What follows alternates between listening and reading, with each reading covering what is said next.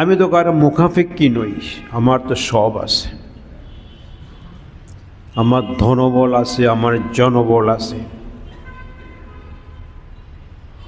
আমার বাড়ি আছে, ঘর আছে, সম্পদ আছে, টাকা পয়সা আছে, দেশে আছে, বিদেশে আছে, যা দরকার সব আমার আছে।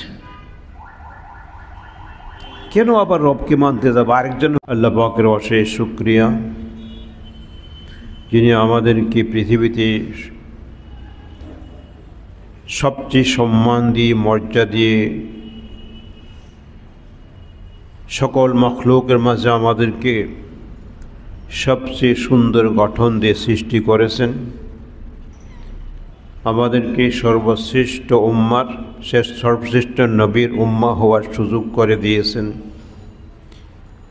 সর্বশেষ কিতাব, সর্বশ্রেষ্ঠ কিতাব আমাদের হেদায়েতের জন্য নাজিল করেছেন। আমাদেরকে সেই কিতাবের ফলোয়ার হিসাবে কবুল করে নিয়েছেন, সেই শ্রেষ্ঠ নবীর উম্মা হিসাবে কবুল করে নিয়েছেন। যে মহান রব্বুল আলামিন, তাঁর শুকরিয়া আদায় করে আলহামদুলিল্লাহ। মুহতারাম দ্বীনী ভাই বোনেরা, আল্লাহ সুবহানাহু ওয়া তাআলা আমাদেরকে পৃথিবীতে পাঠিয়েছেন। আমরা ছিলাম না, আবার এক সময় থাকবো না। তাহলে মাঝখান দিয়ে এই সময়টুকু যিনি আমাকে পাঠালেন তাকে কেন ভুলে যাই? কোথায় যাব সেই কথা কেন ভুলে যাই? মৃত্যুর পরে আল্লাহ ডাইরেক্ট নিজ ইন্টারভিউ নেবেন, প্রশ্ন করবেন, উত্তর দিতে হবে, সেটা কেন ভুলে যাই? আল্লাহ পাক বলেন, হে মানব গোষ্ঠী, মা গাররাকা বিরব্বিকাল কারীম, তোমাকে ধোকায় কে ফেলল? মহান রব্বুল আলামিন তোমার রব, তোমার পালনকর্তা, তোমার জীবনদাতা, রিজকদাতা, বিধানদাতা, সব তোমার, তোমার ইলাহ, তোমার মাবুদ। সেই রব থেকে তোমাকে কে ধোকায় ফেলে দিল যে রবের পথে চলছো না? রবকে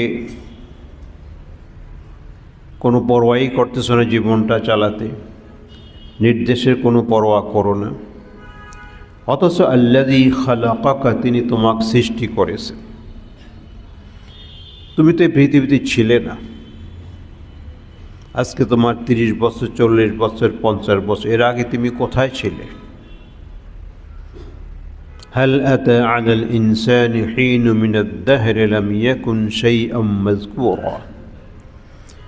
প্রত্যেকের মানুষের জীবনে এমন একটি সময় তো পার হয়েছে, কেউ চিনত না, কেউ জানতো না, তার অস্তিত্ব পৃথিবীতে ছিল না। তো যিনি তোমাকে অস্তিত্ব দিলেন পৃথিবীতে, আল্লাযী খালাকাকা ফাসাওয়াক, অঙ্গ প্রত্যঙ্গ দিলেন, দেখার জন্য চোখ দিলেন, শোনার জন্য কান দিলেন, কথা বলার জন্য মুখ দিলেন, চলার জন্য পা দিলেন, সুন্দর চেহারা দিলেন, এবং সবগুলি সুঠামভাবে, সুন্দরভাবে গঠন করেছেন, সেট করেছেন। পা'দালাক, তার এই সেটের ভিতরে যিনি সেটিং করেছেন, কোনো ধর্মের ব্যতিক্রম পাবে না। এত সুন্দর করে সেট করেছেন আমাদের বডিটা, বানালেন, সব দিলেন। আবার উল্টাপাল্টা একটা হয় না, যে হাত একটা পিছনে, একটা সামনে, পাও একটা এদিকে, আরেকটা ওদিকে,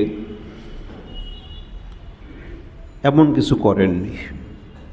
ফা'দালাক, সবগুলো একবার সুন্দরভাবে সেট করে নিয়েছে। কেন তোমরা ভুলে যাচ্ছ তোমাদের রবকে? তারপরে তোমাকে আসতে হবে আমার কাছে, এটা কেন ভুলে গেলে? তারপরে আল্লাহ পাক বলেন, আয়াহসাবুল ইনসানু আন ইউতরাকা সুদা, মানুষকে এটাই ভেবেছে তাকে হাইওয়ান জন্তুর মতো এমনি ছেড়ে দেওয়া হয়েছে পৃথিবীর বুকে, কোনো দায়িত্ব কর্তব্য তাকে দেয়া হয়নি, এমনি কোনো কাজ নাই, যা ইচ্ছা তা করবে, এমনি তাকে পৃথিবীতে পাঠানো হয়েছে, এমনি তাকে চলবে এবং তার কোনো হিসাব হবে না, এটা কি সে ভেবেছে? সে তাহলে কেন মানুষ আল্লাহকে ভুলে যায়, রবকে ভুলে যায়? অনেকেই ভুলে যায়। কখন ভুলে? অন্য আয়াতে আল্লাহ পাক বলেন কাল্লা, কখনো উচিত নয় কাজটা করা। ইন্নাল ইনসানা লা ইয়াতগা, প্রত্যেকটি মানুষ অবাধ্য হয়, নিশ্চয়ই মানুষ অবাধ্য হয়, বেপরোয়া হয়, ড্যাম কেয়ার ভাব দেখায়। কখন? আর রাআহু ইসতাগনা, যখন দেখে আমি তো কারো মুহতাজ নই, আমি তো কারো মুখাফিক্কি নই, আমার তো সব আছে, আমার ধনবল আছে, আমার জনবল আছে, আমার বাড়ি আছে, ঘর আছে, সম্পদ আছে, টাকা পয়সা আছে, দেশে আছে, বিদেশে আছে, যা দরকার সব আমার আছে। কেন আবার রবকে মানতে যাবো? আরেকজন হুকুম কেন মানবো? আমি জেলখানায় বন্দি কেন হব? আমি ফ্রি স্টাইলে চলবো, লাইফ আমার চলবে আমোদ প্রমোদে, যা মনে চাই তাই করব। কেন আমি এই চৌহদ্দির ভিতরে আটকা পড়ব? তাইলে মানুষ অবাধ্য হয়। আল্লাহ পাক সৃষ্টি করলেন, ভুলে গেল কেন? যখন সে দেখে যে আমার কোনো অভাব নাই, অনটন নাই, আমি খুব আরামে আছি, যা অর্ডার দিই তাই হয়, স্লোগান দেওয়ার পিছনে লোক আছে, অর্থ দরকার, ব্যাংক আছে, কি লাগবে আমার? ব্যাংক বলে 1000 কোটি টাকা দিয়ে দেবে আমাকে, লোক লাগবে, লাখ লাখ লোক চলে আসবে, স্লোগান দিতে রাস্তায় স্লোগান দিবে, কি লাগবে আমার? আমার তো সব আছে। ইন কাল্লা ইন্নাল ইনসানা লা ইয়াতগা আর রাআহু ইসতাগনা, কিন্তু সে কোনোদিন ভেবে দেখে না। আল্লাহ বলছেন ভেবে দেখো, তোমার মতো কত মানুষ এই বেপরোয়া জিন্দেগি করেছে, লাগামহীন জিন্দেগি কাটিয়েছে, অথচ আমি লাগাম দিয়েছিলাম, আমার লাগামে ধরে নাই তাকে, সীমারেখা আমি দিয়েছি, বর্ডার দিয়েছি, এই বর্ডার ক্রস করতে পারবে না। এই জন্য রাসূলুল্লাহ সাল্লাল্লাহু আলাইহি ওয়াসাল্লাম ফরমান, আদ-দুনিয়া সিজনুল মুমিন ও জান্নাতুল কাফির, সহিহ মুসলিমের হাদিস। দুনিয়াটা মুমিনের জন্য জেলখানা। জেলখানা যেমন চতুর্পাশে ওয়াল থাকে, এর বাইরে যাওয়ার স্কোপ নেই, কোনো সুযোগ নেই। মুমিনের জীবনটাই পৃথিবীর বুকে জেলখানার মতো, সব দিক দিয়ে ওয়াল দেয়া আছে, চোখে দেখি না কিন্তু দেয়া আছে, বলে দিয়েছেন আল্লাহ পাক। যা ইচ্ছা তা দেখবো, যা ইচ্ছা তা বলবো, যা ইচ্ছা তা শুনবো, যেখানে ইচ্ছা সেখানে যাবো, এই কোনো সুযোগ নেই। যেমন জেলি দেয়ালের ভিতরে থাকে, যেখানে ইচ্ছা সেখানে যাওয়ার কোনো সুযোগ নেই, যা ইচ্ছা তা করবে, করার সুযোগ নেই। আল্লাহ পাক আমাদেরকে দেয়ালের বিরুদ্ধে আবদ্ধ করেছে, সীমারেখা দিয়ে দিয়েছেন এবং তিনি বলেছেন, তিলকা হুদুদুল্লাহ ফালা তা'তাদুহা, এই সীমারেখা দিয়ে দিলাম, দেখার সীমা দিলাম, শোনার সীমারেখা দিলাম, বলার সীমা দিয়ে দিলাম, চলার সীমা দিয়ে দিলাম, আয় ইনকামের সীমা রেখে দিলাম, ব্যয়ের সীমা রেখে দিলাম, সব বর্ডার দিয়ে দিলাম আমি। ফালা তা'তাদুহা, এই সীমারেখা লঙ্ঘন করবে না। ওমান ইয়াতাআদ্দা হুদুদাল্লাহ ফাউলাইকা হুমুজ জালিমুন, আল্লাহ যে বর্ডার দিয়ে দিলেন, যারা লঙ্ঘন করবে তারা হলো জালিম, তারা পাপাচারী, তারা জালিম। কারণ আমার সীমারেখা অতিক্রম করে তারা চলে গেছে। আর কাফের যারা আল্লাহকে মানে না, তাদের জন্য জান্নাতের মতো। জান্নাত যেমন নাকি যেদিক ইচ্ছা সেদিক যাবে, যা চাই বলবে, যা সব মনে যা চায় সব হবে।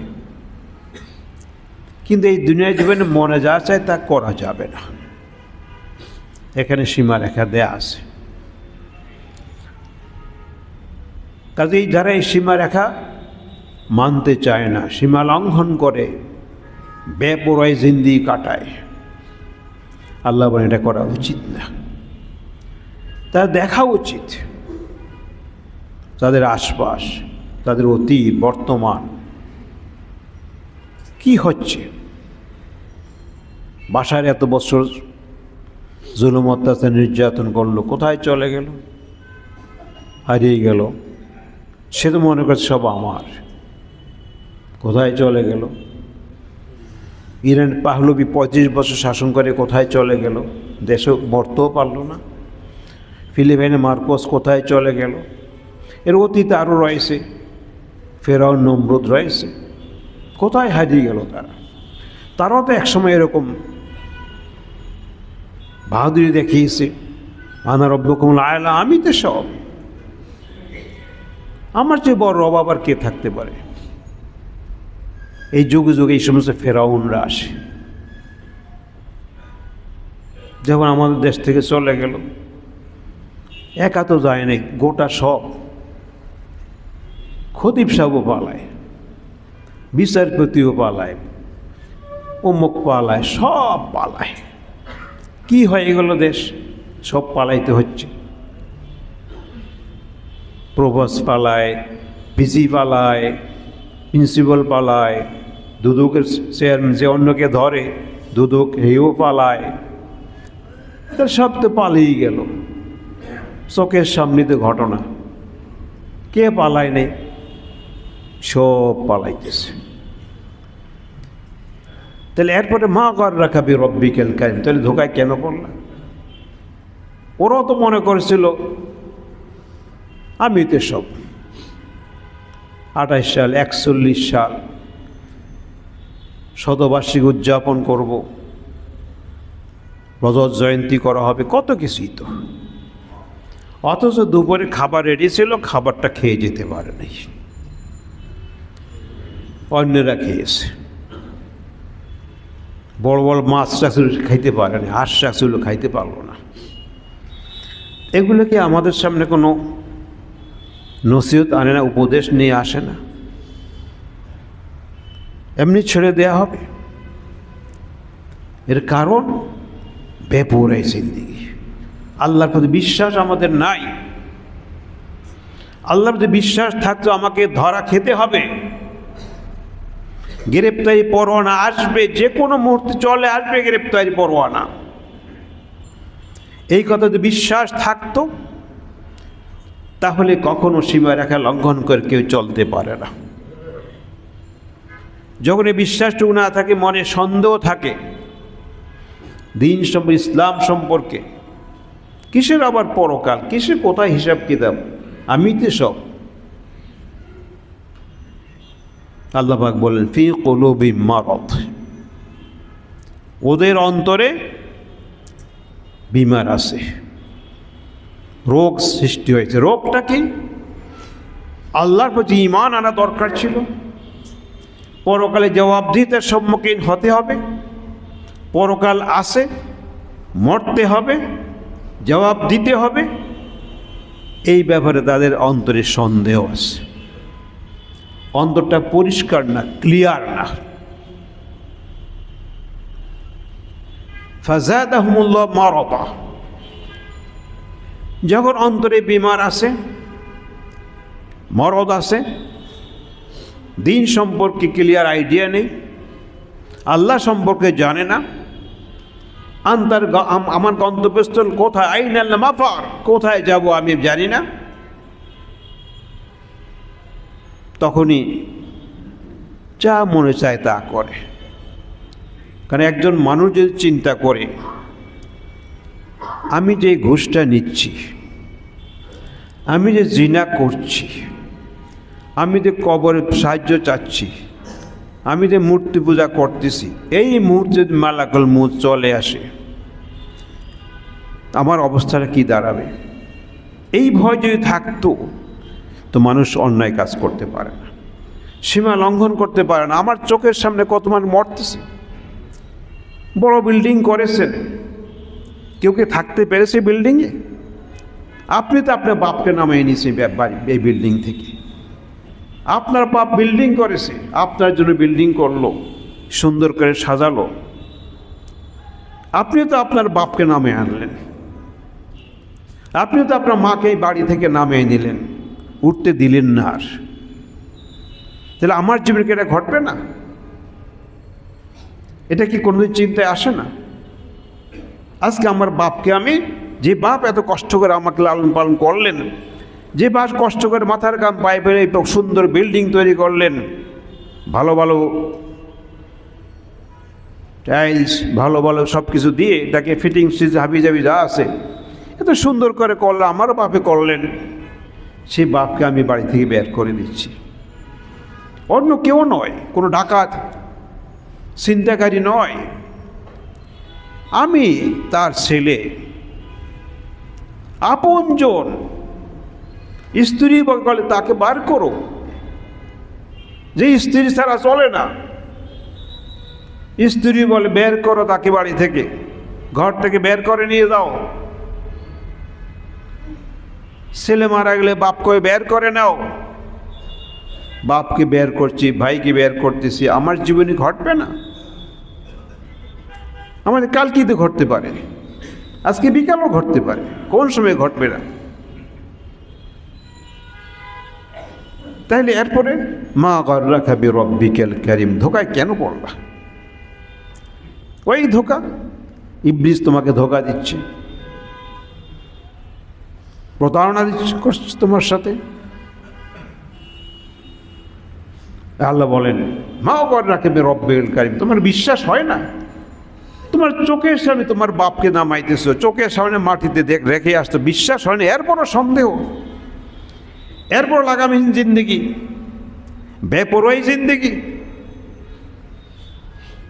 কত টাকা কামাইলে, উপার্জন করেছো বা চুরি করছো, ডাকাতি যাই করছো, কয় টাকা তুমি ভোগ করতে পারছো? এই যে বড় বড় ধনী মানুষগুলো হাজার হাজার কোটি টাকা এখন কোথায় আছে? জেলখানায়। আগে জেলখানায় ঢোকে না, এখন জেলখানায় ঢুকছে। পরকালে জেলখানা আরো কঠিন, একদিন দেয়াল ছাড়া চলছে, এখন দেয়ালের ভিতরে ঢুকতে হয়েছে। দুনিয়ায় দেখা যায়, একদিন তো যেখানে মনে চায় সেখানে চলে যায়, কোনো দেয়াল নাই, কোনো কিছু নেই। আর এখন দুনিয়ায় থাকতে দেয়ালের ভিতরে ঢুকতে হয়েছে। দুনিয়ায় থাকতে আর দেয়ালে বাড়ি যাওয়া যাচ্ছে না। আল্লাহ তো দেয়াল দিয়ে, ওই দেয়াল মানলাম না, ওই দেয়াল মানি নাই, কিন্তু মানুষের তৈরি দেয়ালে ঢুকতে হয়েছে। বের হতে পারছি না, স্বাধীন মতো কিছু করতে পারছি না, ফ্যামিলি যেতে পারছি না, ব্যবসা ফ্যাক্টরি দেখতে পারছি না, ব্যাংক বিমা দেখতে পারছি না, ওগুলো নিয়ে অন্যরা নিয়ে গেছে। জীবিত থাকতে ওগুলো সব হয়ে গেছে, কি বলে এটাকে, কবজা হয়ে গেছে, সব জব্দ করা হয়েছে। দেশে থাকতে আপনি এয়ারপোর্ট পাড়িতে পারছেন না, তো কি আপনার এত শক্তি, এত পাওয়ার, এত শক্তি? মা গাররাকা বিরব্বিকাল কারীম, এদেশের মালিক আপনি, এখন এয়ারপোর্টে নিষেধাজ্ঞা, যেতে পারবেন না, দিল আটকায়া, কি করবেন আপনি? তাইলে এই দুনিয়ার মানুষের কাছে যদি আমরা এত হ্যারাসমেন্ট হই, শুধু সীমাকে ছেড়ার কারণে, আল্লাহর এই সীমা লঙ্ঘন করার কারণে আল্লাহ দৃষ্টান্ত আমাদের সামনে রেখে দিচ্ছেন। এই দৃষ্টান্ত তোমাদের সামনে, সীমারেখা মানো। তিলকা হুদুদ, আল্লাহ সীমারেখা দিয়েছেন, ফালা তা'তাদু, সীমারেখা লঙ্ঘন করো না। এই লোকেরা সীমা লেখা লঙ্ঘন করেছে, দেশে বলেন বিদেশে বলেন, সীমারেখা লঙ্ঘন করেছে বলে আজকে সীমার ভিতরে দুনিয়ায় সীমার ভিতরে ঢুকতে হয়েছে, এই দুনিয়ায় ওয়ালের ভিতরে ঢুকতে হয়েছে, যেটা চোখে দেখি না আমরা। তাহলে ইয়া আইয়ুহাল ইনসান মা গাররাকা বিরাব্বিকাল কারীম, ধোকায় কে ফেললো তোমাকে? কেন ধোকায় বললা? অন্তরে বিশ্বাস হয় না? ফাযাদাহুল্লাহু মারাদা, যখন বিশ্বাসের ত্রুটি আসে কয় আল্লাহ আরো বাড়িয়ে দিই আমি, তখন আরো বেপরোয়া হয়, আরো লাগামহীন হয়ে যায়। এই জন্য অন্তরে ব্যাধি যদি থাকে ঈমান সম্পর্কে, পরকাল সম্পর্কে, কবর সম্পর্কে, মৃত্যু সম্পর্কে, তাহলে দুনিয়ার জীবনটা লাগামহীন হয়ে যায়, বেপরোয়ায় জিন্দেগি কাটাইতে হয়। কোথায় আপনার লোকেরা ডাক দিলে লক্ষ লক্ষ লোক চলে, স্লোগান চলে আসে, কোথায় সেই লোকেরা? কোথায়? বিশ্বাস হয় না যে এদেরকে ছেড়ে চলে যেতে হবে? এবং যে অর্থবিত্তের জন্য গর্বে, যে পাওয়ারের গর্বে আল্লাহকে ভুলে গেলে, দিন ভুলে গেলে, বর্ডার ক্রস করে চলে গেছো, বর্ডার পাস করে গেলেছো, বর্ডার পরোয়া করো নাই বের বর্ডারের। কিয়ামতের দিন কি বলবে? মা আগনা আন্নি মালিয়া হালাকা আন্নি সুলতানিয়া, এত সম্পদ কামাইলাম, উপার্জন করলাম, ন্যায় অন্যায় কোনো পথ আর বাদ দেয়নি, যেখানে পেয়েছি সেখানে ঢুকাইছি, আরো চাই আরো চাই। আজকে আমার সম্পদ আমার কোনো উপকার করছে না, কোনো উপকার নাই। আর কেউ আমার এত কোটি কোটি টাকা, হাজার হাজার কোটি টাকা কোনো উপকার করতে পারছে না। হালাকা আন্নি সুলতানিয়া, যে রাজত্বের গর্ব ছিল, এত সাল পর্যন্ত আমি এই করব সেই করব, রাজত্ব শেষ, খান খান হয়ে গেছে আমার সিংহাসন। সে আফসুস করবে কিন্তু কাজ তো হবে না, যা হওয়ার হয়ে গেছে। বিশ্বাস হয় না? দেখো না এগুলো, ফেরাউনের কি অবস্থায়, নমরুদের কি হয়েছে, সাদ্দাদের কি হয়েছে, এরপর যুগে যুগে কত ফেরাউন আসলো, কত গেল। কাজী ওই পরকাল আল্লাহ বলছেন ভুলে যেও না, ভেবে দেখো তোমাকে যেতে হবে সেখানে। তুমি বড় ইঞ্জিনিয়ার হয়েছো, বড় প্রফেসর হয়েছো, বড় ডাক্তার হয়েছো, বড় এই সেই হয়েছো, এই ডাক্তার কত রোগীকে ভালো করলো তার চিকিৎসা দিয়ে, আর যেই রোগ, ওই রোগে সে মারা যায়, নিজে চিকিৎসা নিজে করতে পারে না, কত কত রোগী ভালো হয়েছে, কিন্তু নিজের চিকিৎসা নিজে চিকিৎসা করতে পারলো না, নিজের বউ চিকিৎসা করতে, বউ মারা যায়, মেয়ে মারা যায়, নিজেও মারা যায়। ঔষধ কোম্পানি কত ওষুধ তৈরি করলো রোগীকে ভালো করে, মানুষকে বাঁচাবার জন্য, রোগীর চিকিৎসার জন্য, সে ওষুধ কোম্পানি নিজের ওষুধ খেয়ে মরে। দেখো না এগুলো, পরকালে জবাব দিতে হবে। ভেবে দেখো কি প্রস্তুতি তোমার আছে, ভেবে দেখেছো কখনো? ডাইন হাতে আমলনামা না বাম হাতে পাবে, কোন হাতে আমলনামা তোমার আসবে ভেবে দেখেছো? আল্লাহ বলেন ভেবে দেখো, ডাইন হাতে আমি না বাম হাতে আসবে। আল্লাহ পাক বলেন فأما من أوتي كتابه بيمينه فيقول هاؤم اقرءوا كتابيه إني ظننت أني ملاق حسابيه فهو في عيشة راضية في جنة عالية قطوفها دانية كلوا واشربوا هنيئا بما أسلفتم في الأيام الخالية وأما من أوتي كتابه بشماله فيقول يا ليتني لم أوت كتابيه ولم أدر ما حسابيه يا ليتها كانت القاضية ما أغنى عني ماليه هلك عني سلطانيه। ডাইন হাতে আমলনামা আসবে, এখন আপনারটা কোন হাতে আসবে ভেবে দেখছি? আমি যে কাজ করতেছি এই কাজের রেজাল্ট কি আমার ডাইন হাতে আমলনামার কাজ করতেছি না বাম হাতে আসবে? ডাইন হাতে আসলে আমার আনন্দ, আলহামদুলিল্লাহ, লোকে দেখাবে, দেখো দেখো আমার কত সাহস করে কেতা পড়ে দেখো না আমি কি করে আসছি দুনিয়ায়। বললাম আমার বিশ্বাস ছিল, ইয়াকিন ছিল একদিন আল্লাহকে যেতে হবে, আমাকে জবাবদিহিতার সম্মুখীন হতে বিশ্বাস ছিল বলেই আল্লাহর বর্ডার আমি ক্রস করি না, সীমারেখার ভিতরে কাজ আল্লাহর নির্দেশ মোতাবেক কাজ করেছিলাম।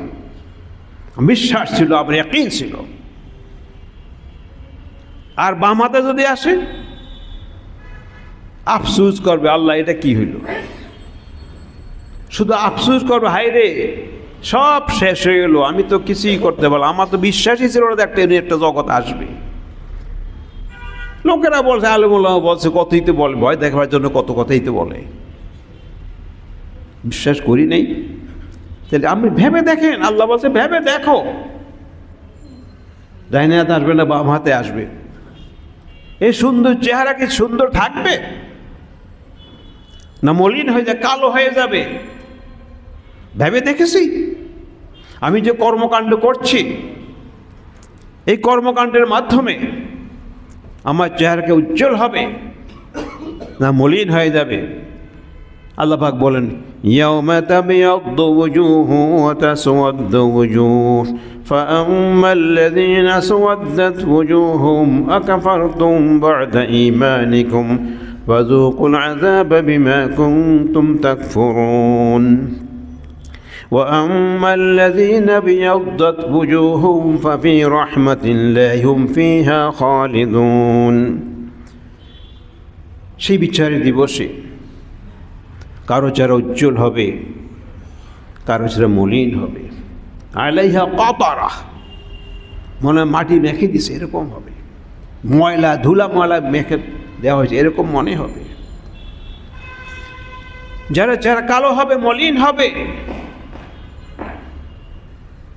বলবে তোমার ইমানের ভিতরে দুর্বলতা ছিল, কুফরি করেছো, ইমান নিয়েছো ঠিক, বলেছো আমি মুমিন হয়েছি, কিন্তু কুফরি সব কাজ করছো, শিরকি কাজ করেছো, নাস্তিকবাদের কাজ করেছো, নাস্তিকতার কাজ করেছো। অতএব আজকে যে কুফরি করছো এই জন্য শাস্তি ভোগ করো। আর যারা চেহারা উজ্জ্বল ভাবে রহমতুল্লাহ ফিহা খালিদ, আল্লাহর রহমত তারা থাকবে, চিরস্থায়ীভাবে থাকবে, কোনো টেনশন নাই, কোনো পেরেশানি নাই, কোনো কিছু তাদের হবে না, আরামে থাকবে। তাইলে আমি ভেবে দেখি আমি আমার কি অবস্থা দাঁড়াবে। ওজন হবে সম্পদ, আমার আমল ওজন দেয়া হবে, আমাকে নেকের পাল্লা ভারী হবে না বদের পাল্লা ভারী হবে, ভেবে দেখেছি। ওজন দেয়া হবে। فأما من ثقلت موازينه فهو في عيشة راضية, নেকের পাল্লা যদি ভারী হয় আরামে থাকবে, আর যদি বদের পাল্লা ভারী হয় তার ঠিকানা হবে হাবিয়া। হাবিয়াটা কি? ওমা আদরাকা মা হাবিয়া, নারুল হাম, প্রজ্বলিত আগুন, অগ্নি ধাউ ধাউ করে জ্বলবে, সেখান থেকে ফেলা হবে। ভেবে দেখেছি কোথায় যাব আমি, কি অবস্থা দাঁড়াবে আমার, হাসর ময়দান কঠিন মুহূর্ত, আমি কোথায় থাকবো, আমি কি নাজাত পাবো সেদিন, সিরাতকে পার হতে পারবো? এই বিষয়গুলো আল্লাহ পাক বলেন, ওয়াল তানজুর নাফসুম মা কদ্দামাত লিগাদ, ভেবে দেখো তোমার কবরটাকে বেহেশতের বাগান হবে না জাহান্নামের গর্ত হবে। রাসূলুল্লাহ সাল্লাল্লাহু আলাইহি ওয়াসাল্লাম বলেছেন, আল কবর ইম্মা রাউদাতুম মিন রিয়াজিল জান্নাহ ওয়া ইন্না হুফরাত মিন হুফারিন নিরান, হয় জান্নাতের টুকরা হবে না জাহান্নামের গর্ত হবে। ভেবেছি কোনোদিন? আজকে তো সেই সংবাদটা চলে আসতে পারে, আজকে তো ওই মুহূর্তে চলে আসতে পারে আমার, কার আসবে না? পৃথিবীর কেউ গ্যারান্টি দিতে পারে না। তো বড় বড় ডাক্তার, ইঞ্জিনিয়ার, বড় বড় পণ্ডিত কত কিছু করে, আমার জীবনে একটি সেকেন্ড সে আমাকে বাড়াইতে পারবে না, নিজেরটাও বাড়াইতে পারবে না। আমি এত বড় ইঞ্জিনিয়ার, এত বড় ডাক্তার, এত বড় ডিগ্রি আমার, আমি এই বিদ সেই বিদ কত বিদ, কিন্তু একটি মুহূর্ত বাড়াতে পারবো না। আমারটাও পারবো না, কারোটাই পারবো না। তাহলে আমার কি পাওয়ার? আমার জীবনের জন্য আমি একটা মিনিট বাড়াইতে পারি না। কিসের পাওয়ার আমার? কিসের শক্তি? কিসের জ্ঞান? কিসের বুদ্ধিমত্তা? কিসের অহংকার? আল্লাহ ভাই যে বলছেন, ভেবে দেখো। ওয়ালিকুল্লি উম্মাতিন আজাল فإذا جاء أجلها لا يستأخرون ساعة ولا يستقدمون। আরে আমি তো এমন, পালিয়ে যাবেন তাও কোনো সুযোগ নেই। এখন তো পালানোর একটা ব্যবস্থা আছে, যে প্লেন টেন উড়ে গেলাম গিয়া, ওটা পালানোর কোনো জায়গা নাই।